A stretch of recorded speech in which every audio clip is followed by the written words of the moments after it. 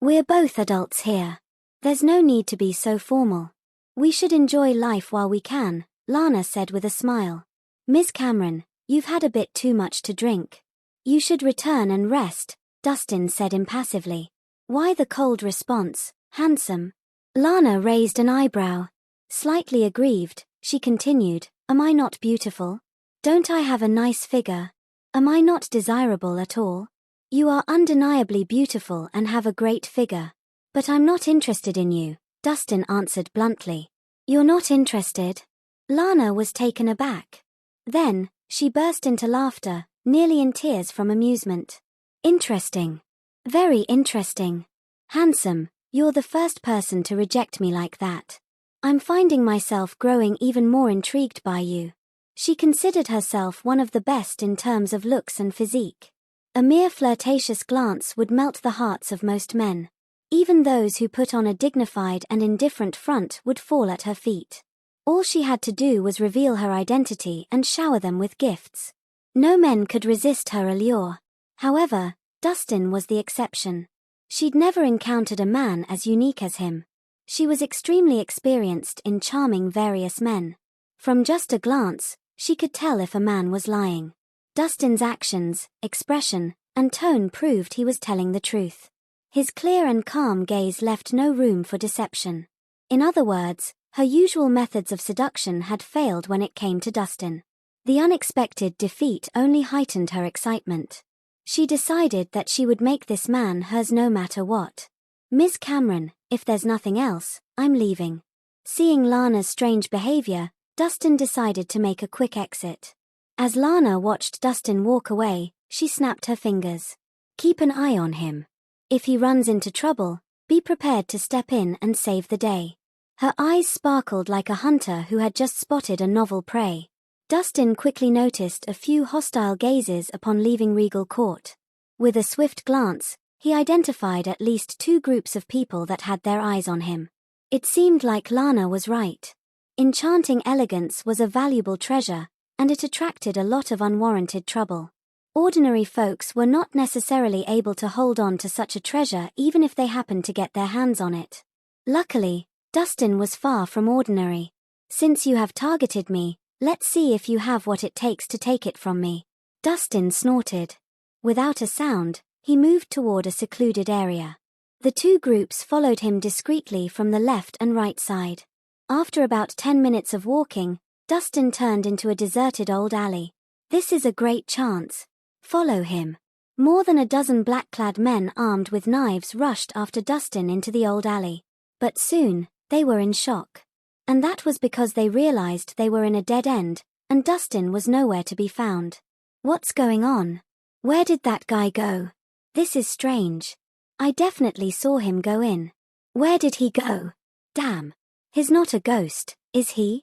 The black-clad men exchanged looks of confusion and disbelief. How could a person simply disappear without a trace like that? Looking for me? They suddenly heard a cold, impassive voice behind them. The group was shocked to see Dustin standing at the alley's entrance. Weren't you in front of us? How did you end up behind us? One of the black-clad men exclaimed in surprise. It was already dark out, and the moon shone brightly. Dustin kept his head slightly lowered. With half of his face shrouded in darkness, he exuded an icy aura. It intensified the already eerie atmosphere, making it more chilling and terrifying. You've been following me for so long. What do you want? Dustin asked coldly.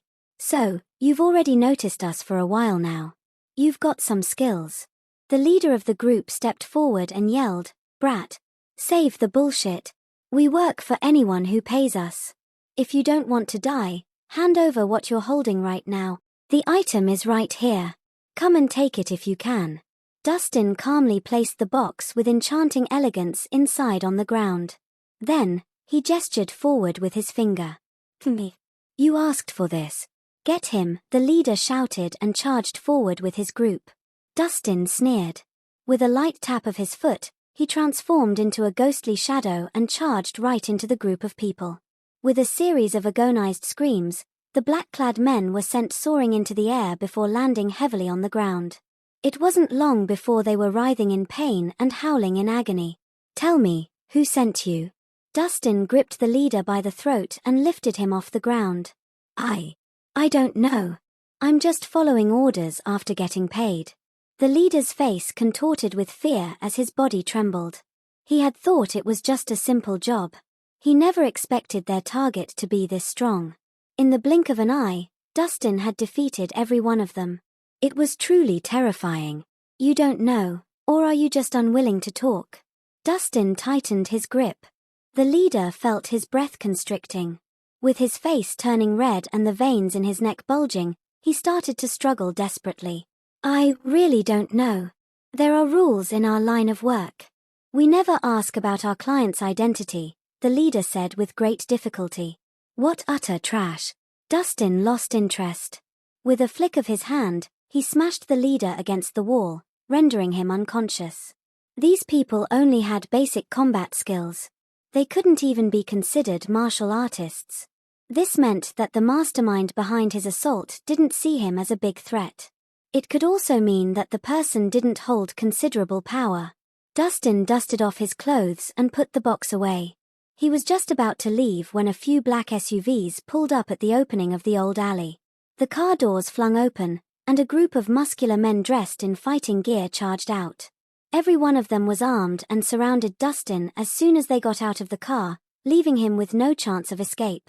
"Move aside." At that moment, a burly man strolled confidently toward him with a cigar in his mouth. He had a scar on his face and an imposing presence. It was clear that he had bad intentions. "It's you." Dustin narrowed his eyes slightly, recognizing the man. It was none other than Ziggy, who had caused trouble in Harmony Healers earlier that day. "Brat, we meet again." Ziggy puffed on his cigar. With his bulging belly and hands on his hips, he was clad in a faux mink coat. He looked exactly like a snob who had recently climbed the social ladder. "What did you just call me?" Dustin raised an eyebrow. "What? You deaf? I just called you a brat." Ziggy glowered. 3 minutes later, Ziggy was crouched on the ground with a swollen nose and a bruised face. Buddy, we can talk it out. Please don't hit me in the face." He had completely abandoned his earlier arrogance, appearing timid and fearful. Several other men were lying in various positions on the ground around him. He was extremely cautious this time and brought around 20 to 30 men with him. However, his men were beaten to the ground in less than 3 minutes. He didn't even notice what Dustin had done. All he saw was a blur. The next thing he knew, his men were falling like dominoes. It was clear that he had provoked someone he shouldn't have. "Ziggy, to be honest, I liked your previous defiant attitude better," Dustin said as he pulled him up. "Buddy, please stop joking," Ziggy pleaded with a mournful expression. "I was ignorant. I'm sorry for provoking you earlier. Please spare me. I promise never to go against you ever again." "Do you really think you can walk away with just a few words?" Dustin asked indifferently. What do you want to know?" "I'll tell you everything." Ziggy caught on quickly. "You're pretty smart." Dustin smiled faintly. "Let me ask you, did Zion send you?" "Yes. Mr. Swanson wanted the formula for Dew Balm and sent us to take it from you." Ziggy nodded repeatedly. "Other than your group, did Zion send anyone else?" Dustin asked again. "No, it's just us. Mr. Swanson didn't take you as a serious threat," Ziggy replied meekly. "Great." Dustin let go of him and smiled.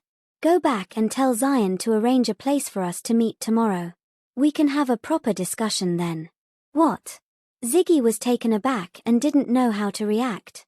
Dustin was going to negotiate with Zion? Wasn't he sending himself into the lion's den that way? What was he up to? "What's the matter? Is there a problem with that?" Dustin's smile didn't waver. "No, not at all. I'll make sure to deliver the message." Ziggy forced a smile. "All right, you can leave now," Dustin waved. "Thank you. Thank you so much."